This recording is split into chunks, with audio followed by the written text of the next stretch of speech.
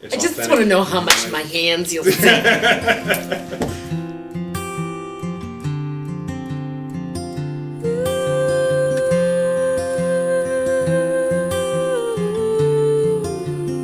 I did not meet with the writers of the song, who is Helen Darling and Billy Montana wrote Bring on the Rain. I didn't meet with them before we recorded it. I heard the demo, which was pretty much a guitar demo. Billy was playing guitar and Helen was singing. I heard her sing and just loved it. I mean, and so that's when we decided to record it. But I saw them afterwards. Mm-hmm. I saw them like at the #1 party. I actually had a song that the words "Bring on the Rain" was the first words of the first line of the song, but then it never went back to that. The song had a completely different title and completely different idea. And but I always felt like that song, that those words "Bring on the Rain" warranted more of a, they deserve more attention, deserved to be a title. And so I threw that out to Helen, and she jumped right on it, thought it was awesome. He's like, this is, because we'd written a couple of songs, 1 or 2 songs before that one, I think, together. And our pattern, you sort of start developing writer patterns, and so our pattern ended up being, I was learning kind of to play the guitar, so I would always put unusual chords together, some that were crash and burn. Kind of made up chords. Kind of made up chords. I don't know what I'm playing.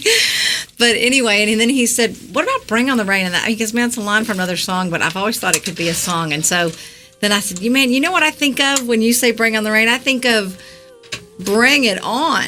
I loved it when I heard it because it was so much about overcoming. It wasn't, a woe is me kind of song, but it was right from the first line of the song where another day is almost come and gone. I can't imagine what else can go wrong. Sometimes I'd like to hide away somewhere and lock the door.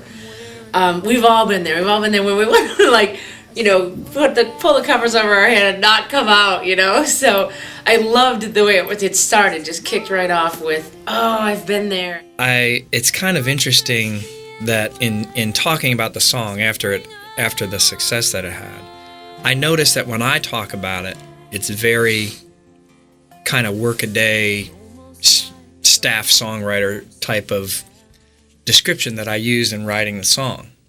And then when I read Helen's accounts, it's always about the power of the song and of writing the song and the emotion that she was feeling at the time. That always made me a little bit jealous because I was like just trying to write a song, and it seems like Helen was really, going for what that song ended up meaning and what that song ended up being, and so I was still thinking of myself as a recording artist at that point. I was thinking, God, what would make me excited to sing this, and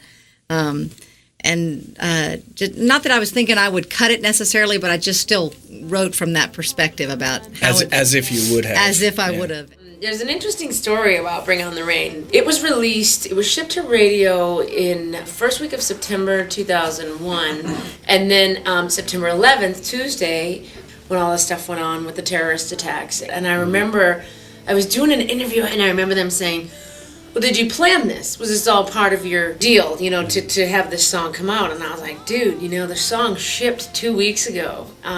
We did not take advantage of a rough situation for the country. And so there I was, my big shot, I'm pregnant, and then the charts shut down, as was totally understandable. And so I'm not even thinking about whether I'm going to hear it on the radio because I'm thinking everything's frozen in time. And Billy calls me and he said, Helen, they're playing it on the radio. And I go, oh.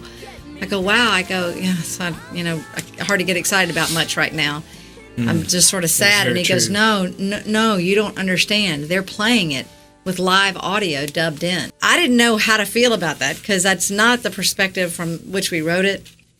It was never something we entertained in any way, shape, or form, obviously. So I was up there and I was taking my kids over to somebody's house to play up there, and the song came on with all the stuff, and I just sat there and I was like, I was crying, and I'm thinking, this is both beautiful and sad and horrible and amazing. I didn't know what to feel really at all. Billy Montana's got a great story. I mean, he told me he was getting ready to pack up and go home, because he didn't have any, what he needed here to survive, and he had been writing for years, and all of a sudden that song came out, and he's still in town today. The performance that Jo Dee did on it, I couldn't have done anything close to what she did. She did a great job, and the harmonies that Tim McGraw picked out were amazing. I really felt like the song being so simple and not requiring much at all, it's kind of hard to produce a song like that and then take it to the next level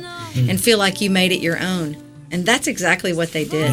Yeah, they totally made that song their own, and they didn't even, it was in their subtleties that they really made it beautiful. And what was great was I felt like they understood it like we did when we wrote it. They got it, and can't ask for any more than that.